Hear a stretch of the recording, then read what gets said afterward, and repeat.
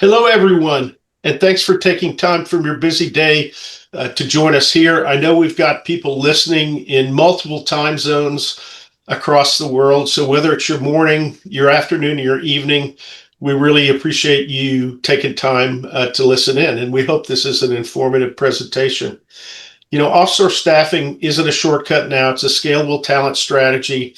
And what we're hoping in this webinar is to make a clear data-backed case that utilizing offshore staffing is a talent engine for reliable, sustainable growth wherever your practice and business is located. We'll try to share with you some insights into see how leading firms are moving from transactional, which we coined 1.0 outsourcing, to Offshore 2.0 strategies. And then depending on the size of your business and what your long-term plans are, maybe you can build your own controlled global capacity center in India. We hope to touch some of the current issues that many of you are facing in the accounting landscape, such as private equity, AI, the services you offer your clients, and pricing models. And essentially what we've seen from the data is that AI plus offshore multiples advisory. And advisory brings higher revenue and higher touch service to your clients. We'll look at why you would want to consider India as a place to utilize either offshore individuals or build your own global capacity center, and also give you a practical 90-day starter plan that you might want to consider utilizing to, for lack of a better word, put your feet in the water. So I'm going to take a moment and introduce, sorry, my screen's not, technical glitches. Okay, let's see where I am here. Can I get my thing to move? Sorry about that. Okay, I'm going to ask a couple of my colleagues who are on the screen to take a moment to introduce themselves. We're very blessed to be joined with Julie Bonas and Robert Grant, who lead the retail operations in North America and in the UK. So if you guys would want to take just a quick moment to introduce yourself, that'd be great, and then we can keep going.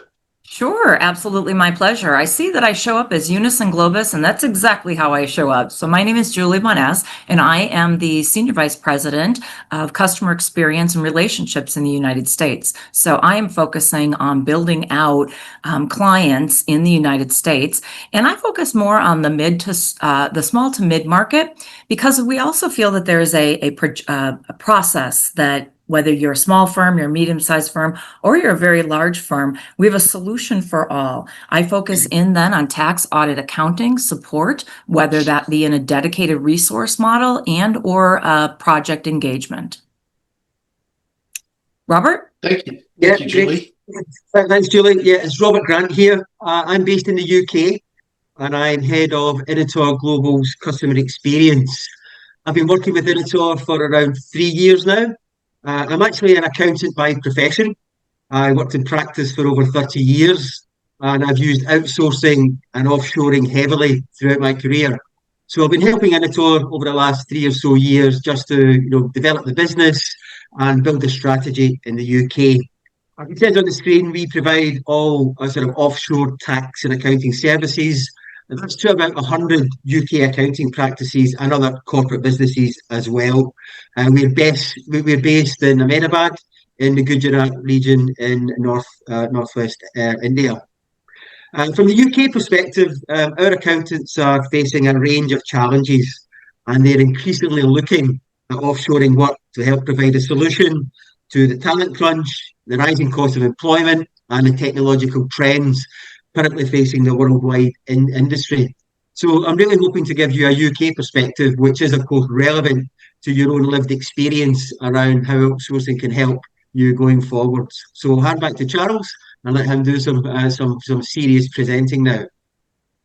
Yeah, thank you, Robert and Julie. And again, Robert and Julie are both very experienced industry veterans that bring a lot of diverse experience, not only in the accounting industry, but the technology space. And we're really, really blessed to have them.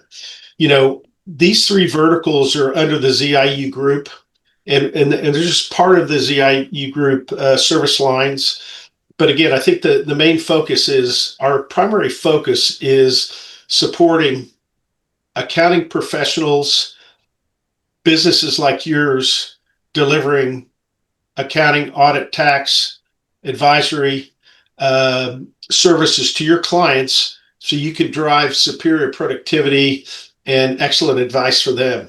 I'm Charles McKissick, and I'm a recovering CPA.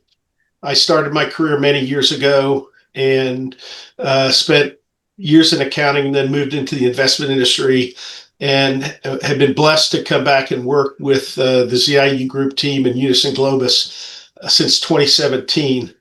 TOTL Advisors, our focus is on firms that tend to be larger, tend to be more mature, and as part of their growth and client service delivery strategies, might benefit from owning their own captive operation in India to provide a sustainable talent solution to support what their growth plans are and objectives for their clients. And we can talk about that as we go into the presentation. So again, we're really excited to share some time with you. Okay, wrong slide. Sorry. Okay, why does this matter? We'll touch on it further, but essentially, when I graduated from school in 1987, and these are U.S. statistics, but from what we gather anecdotally from dealing with our clients around the world, everybody's facing the same problem. I can speak specifically to the United States. Approximately 2% of university graduates studied accounting and graduated nearly 40 years ago, if you could believe that. Unfortunately, for many, many years, and the pandemic didn't help, that number is below 1.5%, 0.5% now. So essentially, we just don't have as many young people coming into the pipeline. Now it varies depending on which country you're in, but it's pretty much across the world in the developed countries. And so that's why we believe this topic is so important, because every firm is facing it at some level or another.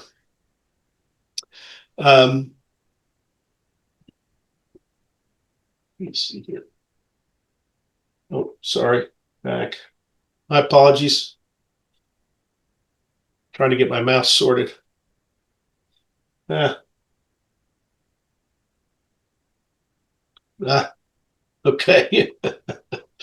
Okay. Why does today?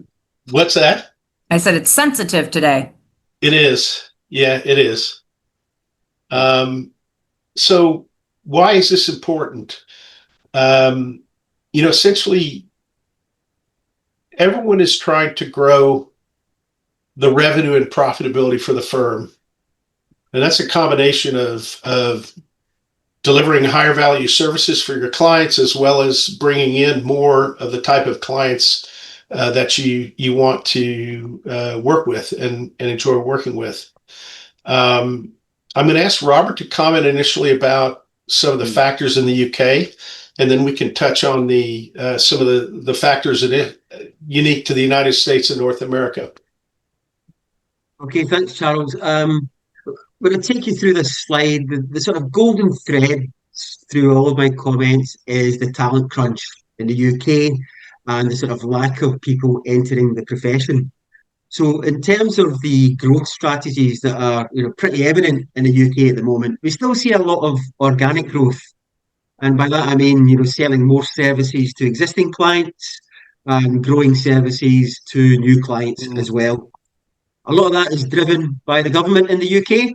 There's a huge agenda around digital record keeping, and accountants and especially software houses are seeing opportunities there to sell more services and more software. Sorry, Charles, are you okay?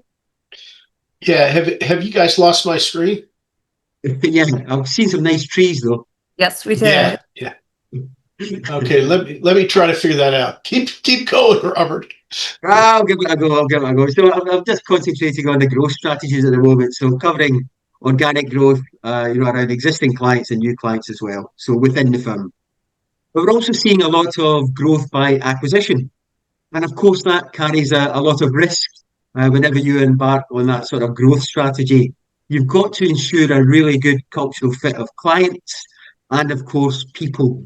And that's where the sort of talent aspect comes into how you can achieve growth through acquisition. There's also a lot of movement in the market around growth by merger. And of course, that carries its own risks and challenges around integrating systems and integrating people towards a common culture and common goals. So again, we see that sort of growth, but it's not without its own challenges and risks. There's also an increasing use of accounting networks, and that's independent firms operating under a single umbrella.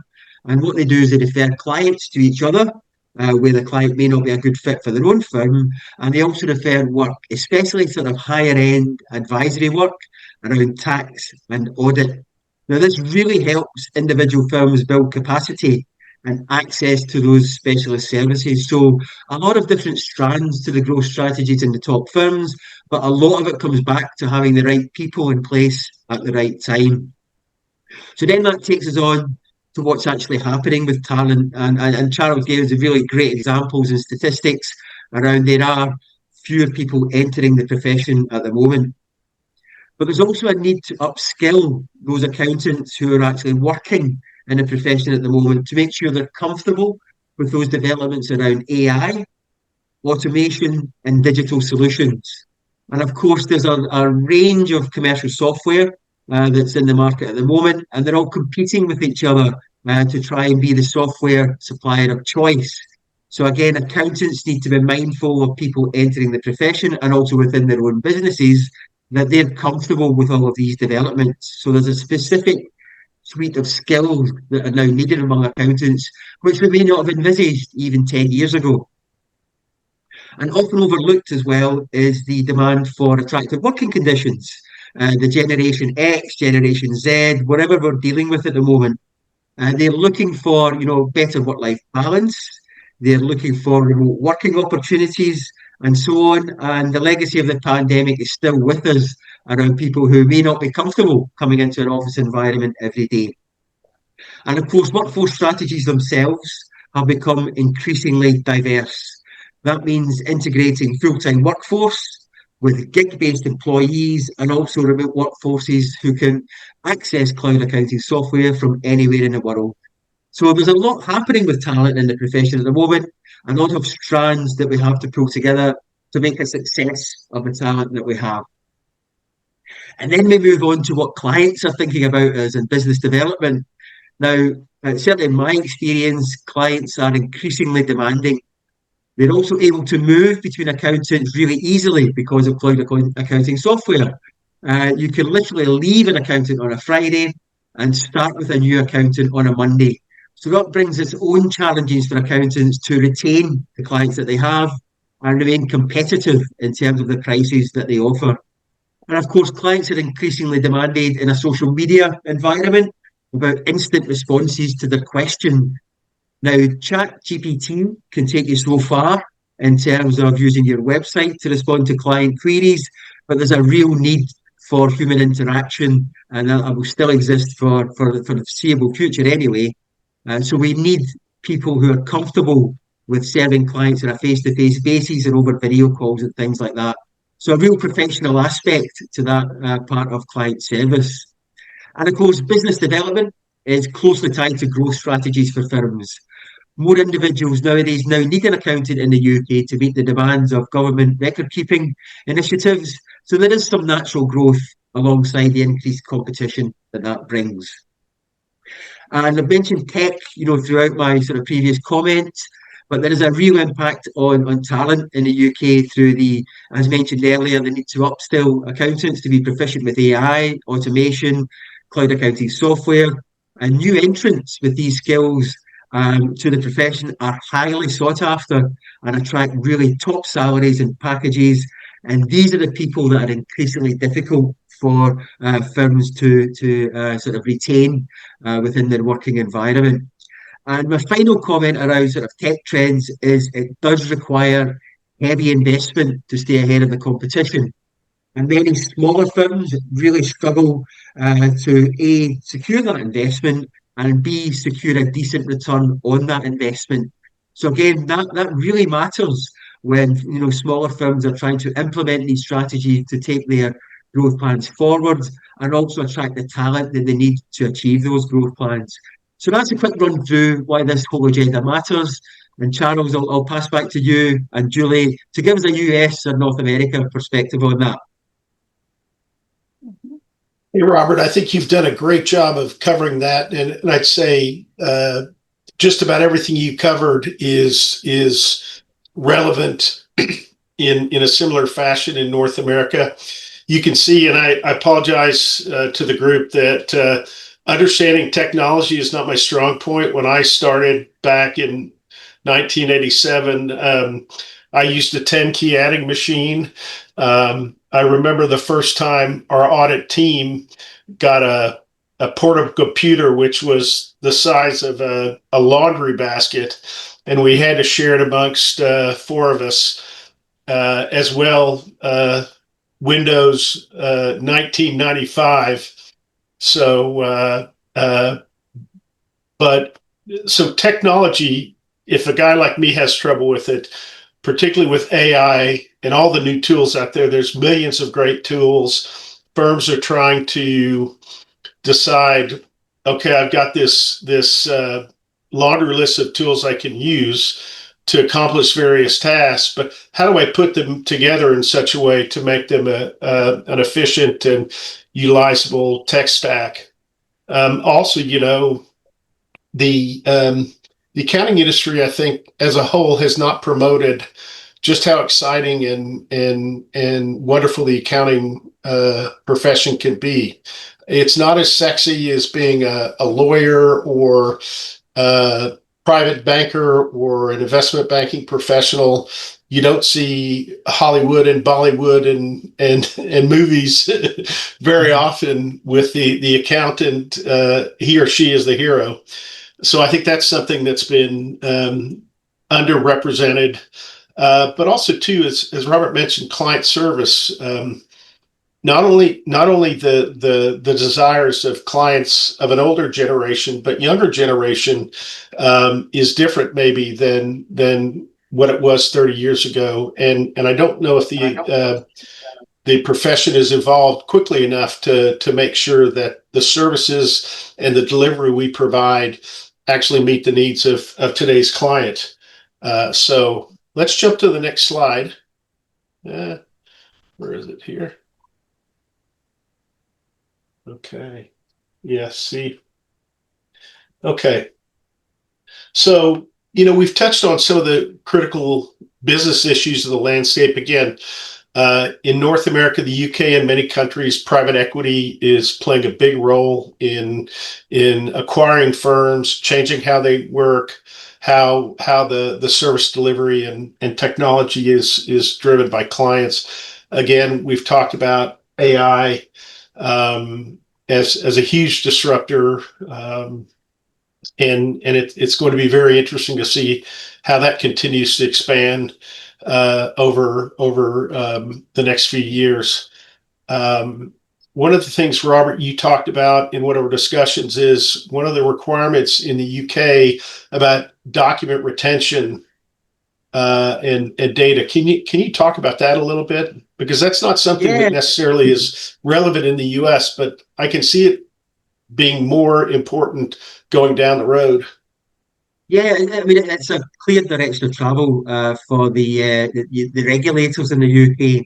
You may have heard of HMRC, which is an arm of government. They're introducing from April next year that all sole trader businesses and landlord businesses need to submit digital information every quarter to HMRC about their income and expenses. Now, these are people who are individuals, and over the years, they would do their tax return once a year. They would turn up at their accountant, often with a shoebox full of receipts and invoices and ask the accountant to sort it out, and then come to an agreement about how much tax they would pay, just based on those records. Those guys are sort of the forgotten part of our industry. They never really needed much attention throughout the year. You saw them every November or December, and then you see them again next year. Now, these guys are going to have to get familiar with digital record keeping, bookkeeping, and accounting and tax software. And it's going to be a whole impenetrable world for some of these guys. So they're going to look to accountants to help them on that journey. And of course, typical with HMRC, there's going to be heavy penalties if you don't meet those quarterly deadlines and if you don't submit your final tax return when it is due. So there's a whole government agenda about digital record keeping that the large software houses are jumping onto at the moment. And of course, that carries costs. It carries costs for accountants and it carries costs for clients as well. And of course, there's a capacity issue around this as well. Accountants simply don't have the people to spend time with these clients, which they've historically not had to in the past. So you can see a whole government agenda around here that has a direct impact on how people are used within accounting practices in the UK. Thanks for sharing that, Robert. Let's see the next one here.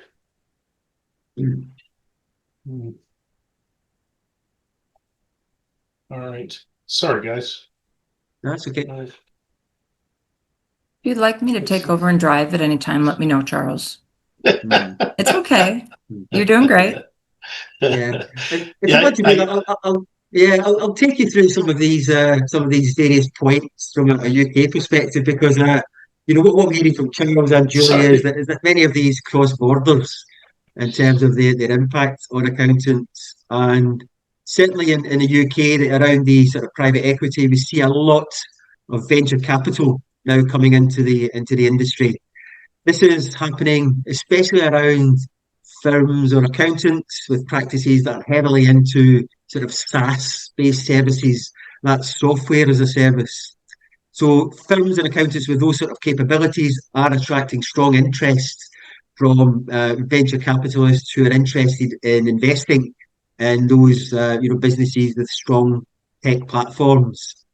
And of course, automation and AI, we will keep touching on that. But as I mentioned, the tax agenda in the UK is really sort of driving investment in software and tech in a very sort of high level and high investment levels as well.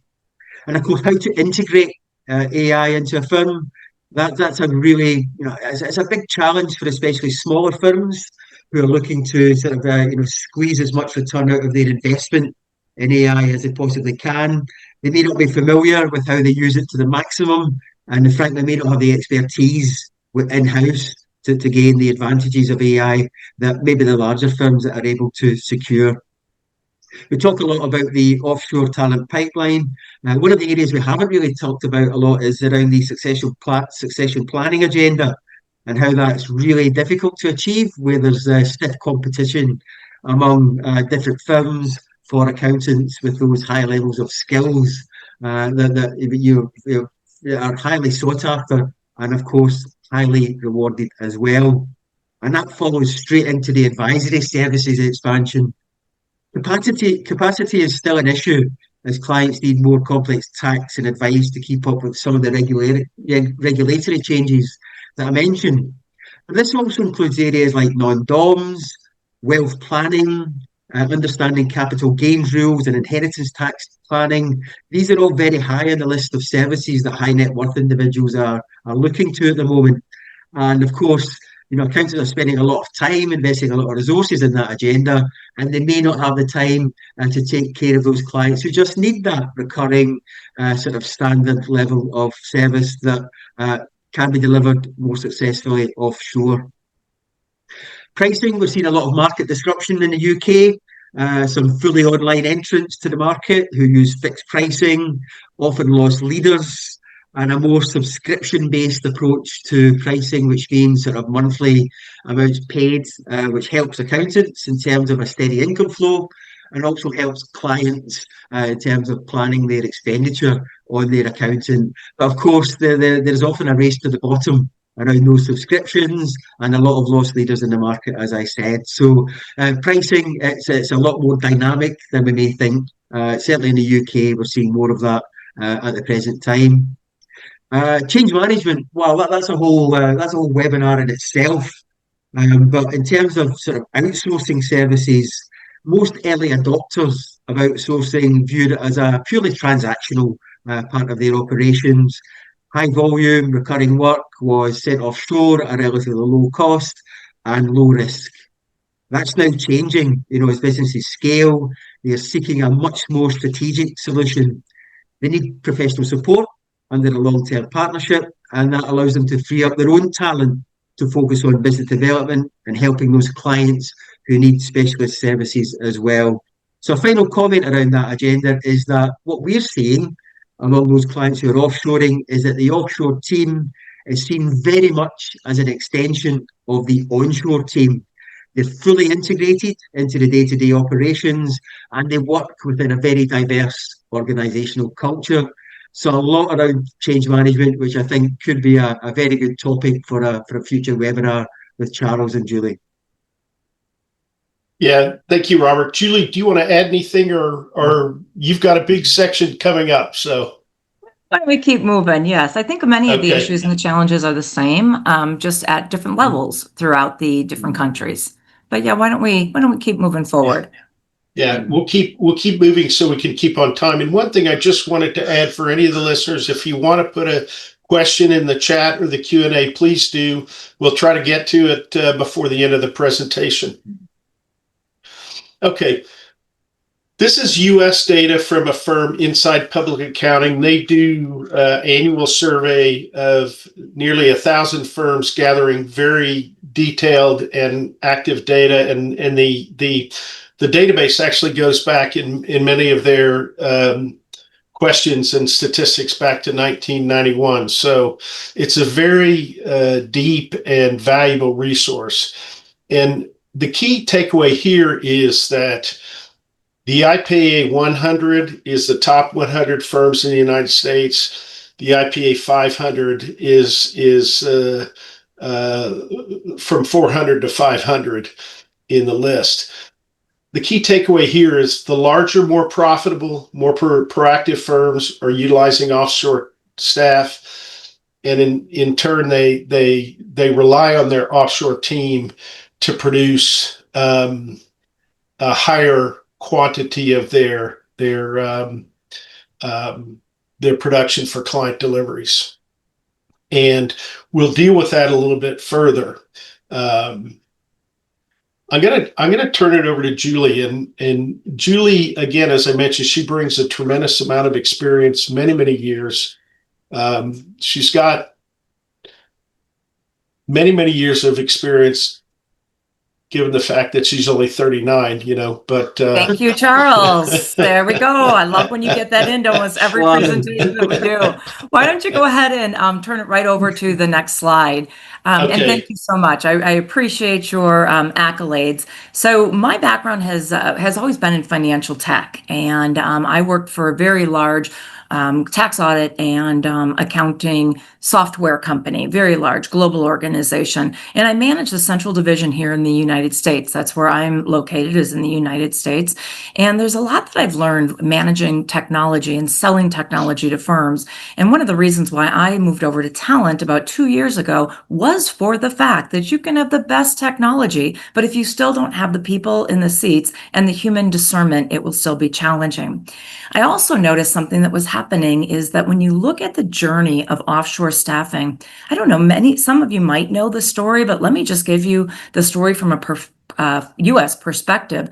When you think about how long offshoring of accounting work has been going on within India, we're talking about 25 years now. So for those firms that are just starting to look at offshore staffing, what a great experience pool of talent you now have the opportunity to look through. When you think about how the talent became so strong within India and why so many of the larger firms and mid-sized firms are doubling down in India. As you know, there's a lot of continents out there that provide support, but there's something really unique about India. And the reason that it is unique is because I would say, some might argue, I would say it was the US firms that went and put their flag in the ground in India and said, we see this ferocious population and we see this ferocious learning population. So it was the Deloittes of the world that went in and built up the universities, built up the structure to be able to provide, educate talent. So here we are today, 25 years later, and wow, what a benefit it is to all firms across the world, I should say.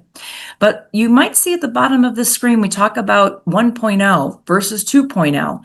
And that's a phrase that I coined to help people understand when offshore staffing began, it was very much about a cost-cutting measure. It wasn't so much about the strategic need for additional staff. They were looking at it as an accountant would to cut costs. But what's happened over the time, and as our especially in the United States, the struggle that we have with students going into the profession, with people moving out of public accounting and moving into industry and finding their path in different unique ways, what's happening now is that we now have a much more strategic view. So I call it offshore staffing 2.0. When you think about the firms that have been compliant and now understand that their path forward is absolutely going to be advising their clients and being more relevant to their clients, offshore staffing 2.0 gives the firm an opportunity to work with a higher level talent, a higher level skill set that is also building up the skill set within the onshore team. And what's exciting is it doesn't stop from there. So what it used to be at offshore staffing 1.0, cost-cutting measures, moved into something a little bit more strategic. And now when you look at the GCC, the Global Capacity Center, you have the opportunity to now be able to have your own site. As all of these firms are growing, they're looking to how can they manage the economies of scale, how can they manage the support for their client, but more than anything, how can they be more relevant to their client? Because the level of sophistication has raised within the client pool. Charles, will you jump on to the next slide? Yep. So when you look at the early adopters and what I've talked about, it was that cheap labor mindset, and it was also very transactional, where now it's moving into a highly skilled, it's a strategic partner. We have developed SOPs. I would say this might be shocking to somebody, but about 80% of the clients that come to us, and I guess it depends a little bit on their size and level of sophistication, but we're still seeing a high number of firms that come to us without any type of standardized operating procedure. When you're talking about offshore staffing, that's really important. So the gift that we give our clients, if they don't come to us with SOPs, standard operating procedures, we build those for them, with them, and we put a bow on it and we give it back to them as our gift. That's how important it is for offshore staffing to work properly. Let's go ahead, Charles.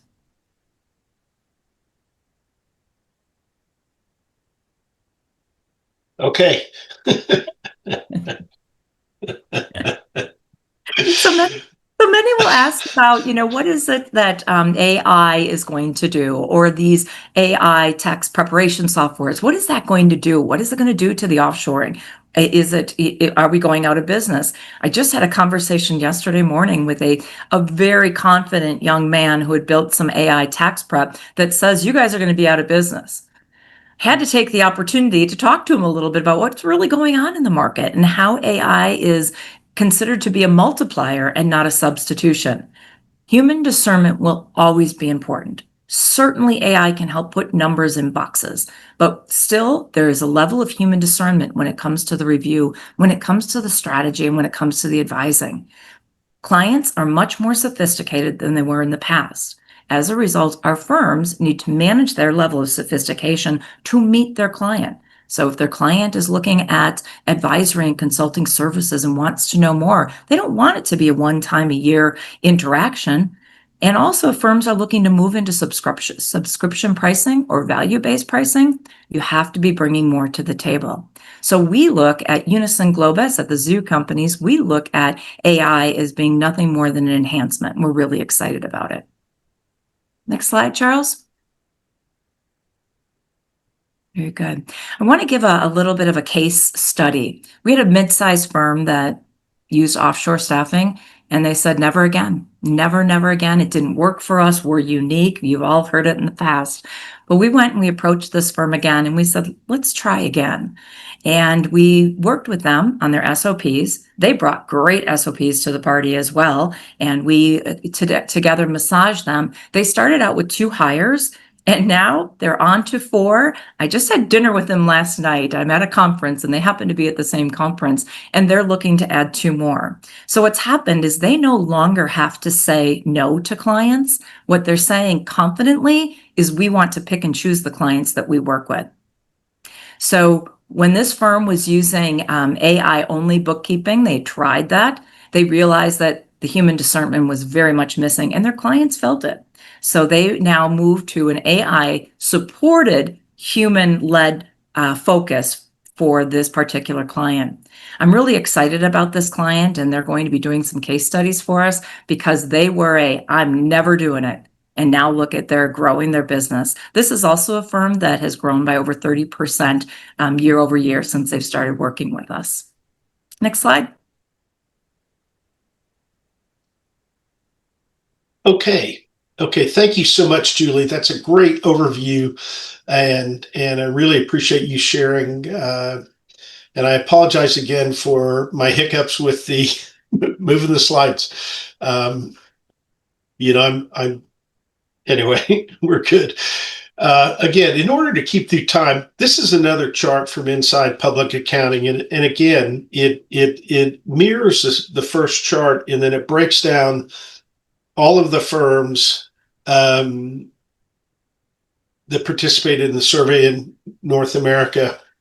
And again, where you can see that approximately just about 50% of the total number of individuals offshore FTEs, the higher proportions are in the larger firms, and it diminishes from nearly 70% in the firms over 75 million, which would be somewhere in the top maybe 100, 150 in the US, down to 30% in the bottom of the $5 to $10 million firms, which is still a sizable firm for a small practice.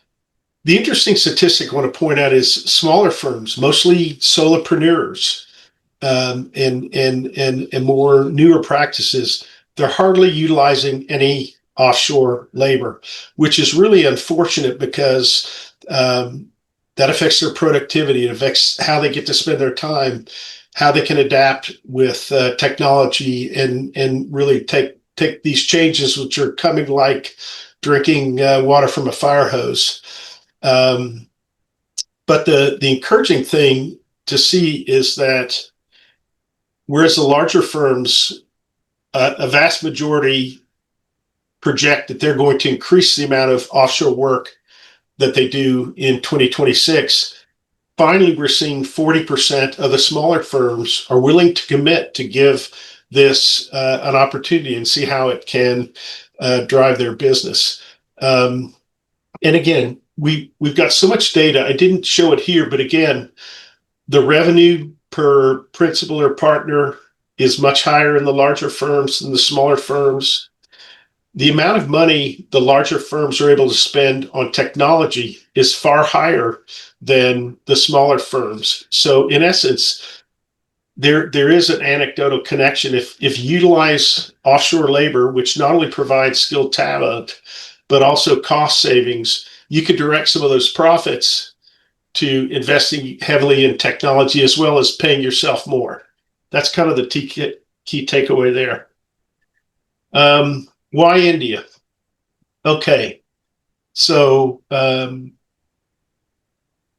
I've been traveling to India every 2 years now for the past 8 years. And growing up in Oklahoma, focusing on United States history, I didn't know much about India, but I've been pleasantly surprised to really learn and grow myself as an individual about the wonderful aspects of India. And I'll just talk about the people first before we kind of get into some of these points. I'm very impressed with, the fact that based on the British colonial system, the the legal system in India is based on British common law, so it's very rigid and structured, and a very robust system.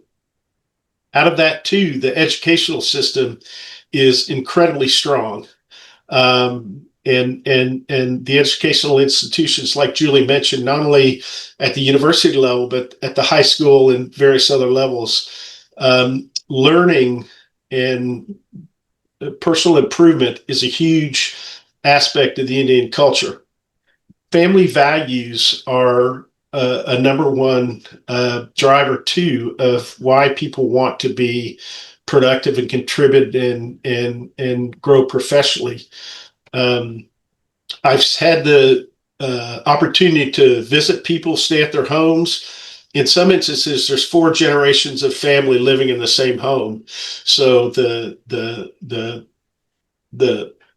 parents of the younger children are also looking after their parents and potentially even their grandparents. So family responsibility drives a very strong work ethic. There are many countries in the world,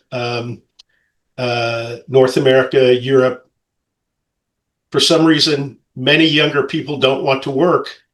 And I'm not criticizing that, because they may have it figured out better than when I was younger. But Indians want to work. They want to improve. They want to take care of their family. They want to actually have a family. And one of the things about India, they still have a population that is growing. Recently passed China as the most populous country in the world. And I think they still have an average of about 3.7 children per couple. So those of you know, to have a population to have a sustainable birth rate, you've got to have about 2.1 children per couple. So India's batting way above that average. So there's a lot of young people coming up the pipeline, and it will continue to happen for many, many years to come. As Julie mentioned too, because of the big 4, it was the big 8 when I started. There's a tremendous amount of accounting talent, multi-jurisdictional, the North America, Europe, Asia, in India. The Indian diaspora is one of the largest in the world.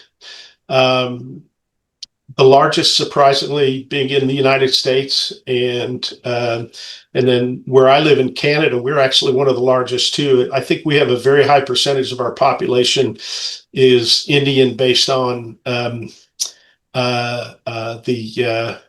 current population statistics. But also in Europe, the UK and Ireland, Netherlands, Germany, Italy, France, very large Indian diaspora. So the advantage there is not only do you have people who are working in those countries, many of them come back to India with their skill set that they've learned in the United States, in Europe, because they want to spend time with their family. So there's a tremendous amount of people both trained in your country's tax and accounting areas, but also people who've come back. The infrastructure is very strong. I know that I was really surprised the modern buildings and the amount of tech as far as internet and comfort. It's world-class infrastructure. India is the largest English speaking country in the world. And recently the government of India has made significant investment in creating special economic zones, which are driving foreign direct investment for companies to come in, set up their operations in India. And there's a lot of tax and regulatory and capital grant incentives. So it's interesting time in the world, global trade. But India definitely is open for business wherever you are located. I'm just going to skip through. Again, I touched in this. There are over 1.5 million engineers that graduate from Indian universities each year. And out of about 45 million undergraduate students, they have 10 million grads per year. I think the number in North America is closer to 3 million. So it's a huge difference in the number of graduates coming into the pipeline. Also, I checked the recent stats, and again, I only looked at North America, but about 47,000 American university graduates graduate with a degree in accounting. In India, it's over 300,000. So you've almost got a 7 or 8x pipeline of people coming into the industry. Surprisingly, as I mentioned, not only the government incentives, but certain cities that have been providing high-tech talent. All the big companies in the world have operations in India, and you still have cost arbitrage, whether you're working Indian rupees versus dollars, euros, pounds, other currencies. The cost aspect is there's still cost arbitrage, and as well, you've got the added benefit of the supply of talent. So I'm going to just jump through this really quickly because we've got about 15 minutes left. Essentially, if we utilize the BOTT model, which is called build, operate, transform, and transfer. And what this is, it's a method to help a firm start from ground zero and go through a process over 1 or 2 or 3 year periods to set up your own global delivery center. And the build phase is the first one. This is where we would sit with you and really gain a deep understanding of what your current and future goals are, your current firm culture and values, your plans, and what you see 1, 3, 5, 10 years down into the future, to develop a boutique solution. It's not a one size fits all. And then we would help you with the setting up the corporate vehicle, all the legal compliance, the infrastructure, hiring, recruitment, payroll, interviewing of the talent, and work on helping you integrate your current process and culture into the new entity that you're going to build overseas. The operate phase really is, I look at it just a proof of concept. It's those initial period after setup where you actually see how things work, tweak things that need to be adjusted. One of the things we work to build is having champions and coaches who are cheerleaders on each side of the ocean, whether it's to the U.S. or to India or to Europe, England, pardon me, and make sure that those champions on both sides are really advocating, making the people who maybe weren't in the decision-making process buy in and embrace the opportunity. The transform is where we help you with implying automation, process improvement. We have within our verticals technology arm that, if you need applications and tools developed, we can assist your internal team or do it for you. And then the transfer process is at an agreed on period of time. We conclude the relationship and in effect hand you the keys, and it's your operation to move forward. But we can continue with you in a management service type arrangement, whether it's for hiring or logistics or anything you need. So it can be, see you later, it's been nice to know you, or just a change to a different type of relationship. I'm going to skip through these slides, but you'll get them in the PowerPoint deck because we're running close on time. Um, so, Julie, I'm just going to let you talk about another client example that you're intimately familiar with. Sure, Um, absolutely. So, Blue and Company, let's talk a little bit about this organization. They are number 55 in the United States, and they were every day, private equity, VC was knocking at their door. They're located in Indiana, Ohio, and Kentucky. And so really kind of that central part of the United States. And they, although some of their locations had real good schools around them, there were other locations that really struggled with talent. One thing that was really important to Blue is they wanted to maintain their independence. With everything that's going on in the marketplace, with all of the VC, with all the PE, they knew they were committed to maintaining their independence.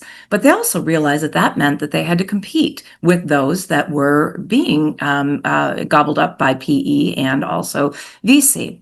Knowing they wanted to maintain their independence, knowing they needed to compete, they came to us to talk to us about how they can move from augmentation of staff to, through our BOTT model, to eventually own their own entity.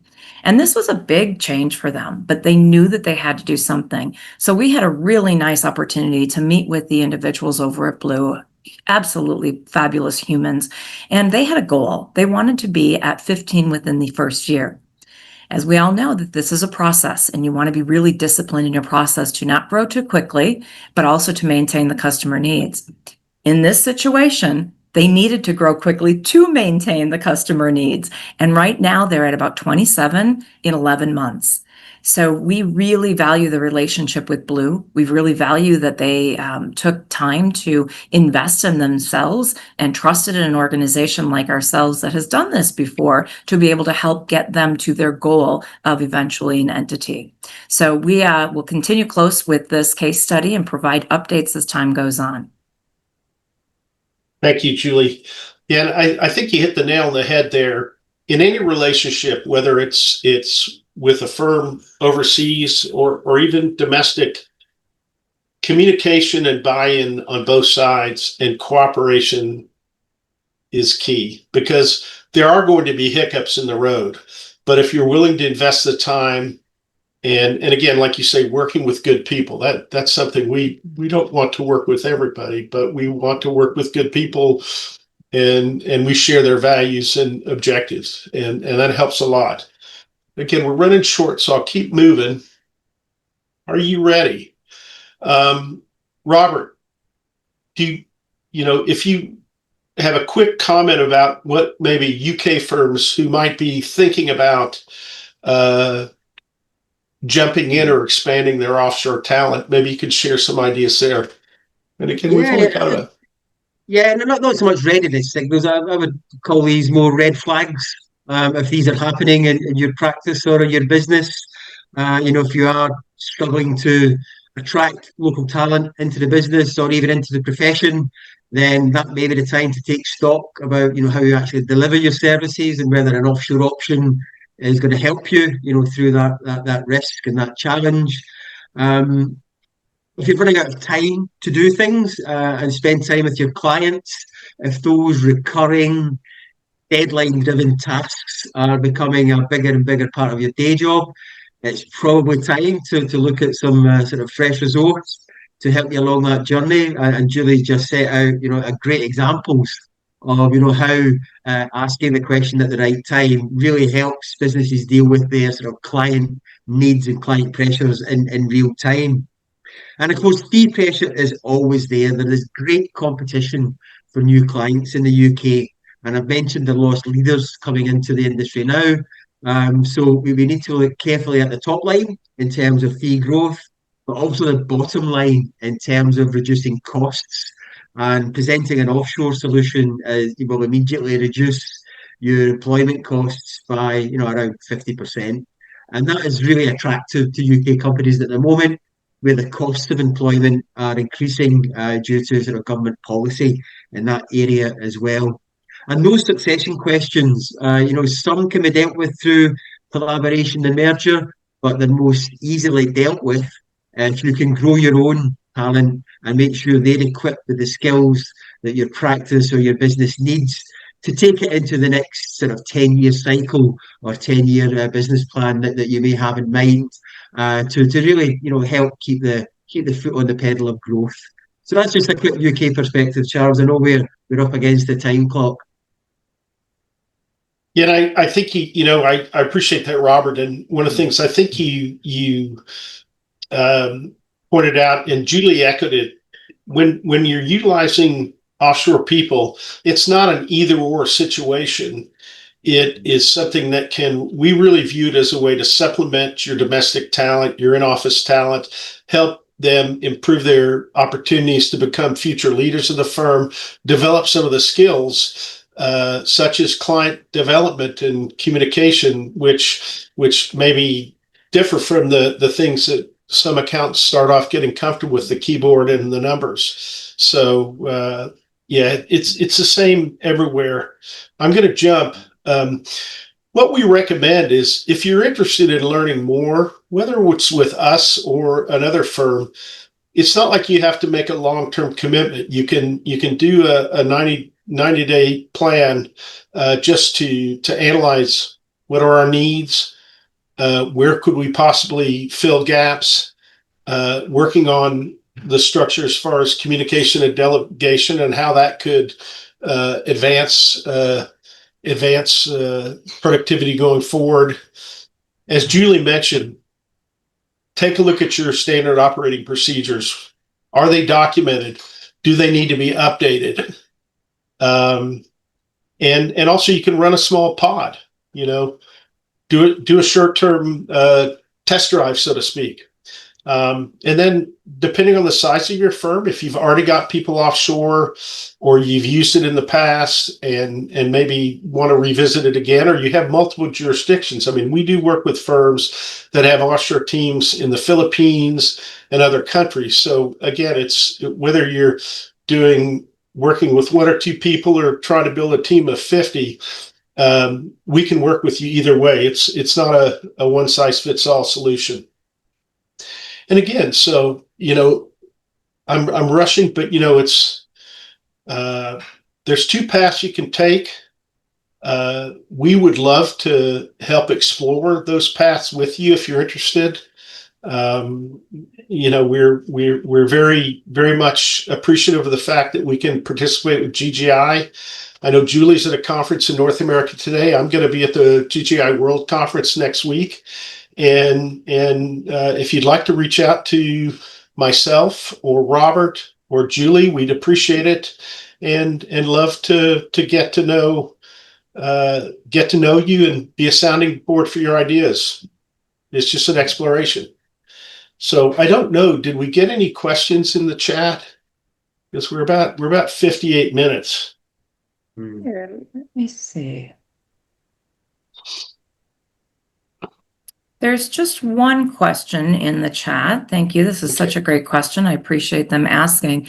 So Charles, I'm assuming it's a firm. The firm is asking if they can start in I'm sorry, just let me see if I can figure this out. If they can start in a supportive role and move eventually into their GCC. So I think what they're asking is, it sounds like there's a journey.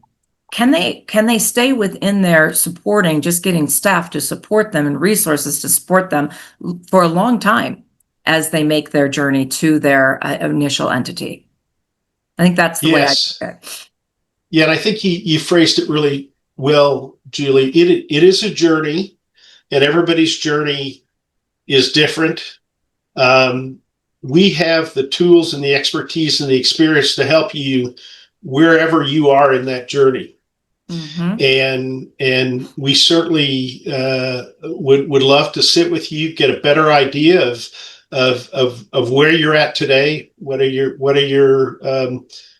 things that are working? What are the things that you'd like to change, and help with you strategize a path over the next year, 3 years, 5 years, however it takes to build to the pace you ultimately see your business wanting to be. So yeah, we'd love to, if you're happy to either reach out through Marco Izzo and let us know who you are, or if you do happen to be in Zurich next week. I'd be happy to meet with you. I don't even know if we put our contact details in the presentation, so we'd love to walk with you there. Good. And I think that's one of our differentiators, right, Charles and Robert? I think one of the things that we do really well is we understand that this can be looked at as a huge commitment, and it doesn't have to be. It's a journey. Start small, get comfortable, get your goals in line, figure out what you want to be when you grow up, so to speak. And we can take care of you through every step of the process. And if in the end you want to have your own entity, we've got you there too. So I think that it's all a lot of common sense, but we're fully transparent, and we look at our bots, we look at the people that we work with as truly our family, and that's the spirit we want to keep. No other questions, Charles? Okay, Robert, I think you wanted to add something. No, Or did just, I? yeah, it's just a quick one. We see it in the UK all the time. Accountants by nature are relatively risk averse. They do want to start small. They want to measure outcomes, measure progress, and then when they're satisfied that all the building blocks are in place and the quality of work is where they need it, then that's when they start to scale the offshore offering. So yeah, that's certainly our experience in the UK when we offer these services. Yeah. Well, as they say, Rome wasn't built in a day. So Yeah. we're here to take the time and walk the journey with you. Again, we've come over by 1 minute. I really appreciate everyone's valuable time. And again, I want to thank Robert and Julie for sitting in with me today. Wherever you are in the world, I hope you have a great remainder of your day. And we'd love to have further conversations with you at your convenience. Thank you very much. Thank you. And Thank you. Take care. Thank you. take care. Bye.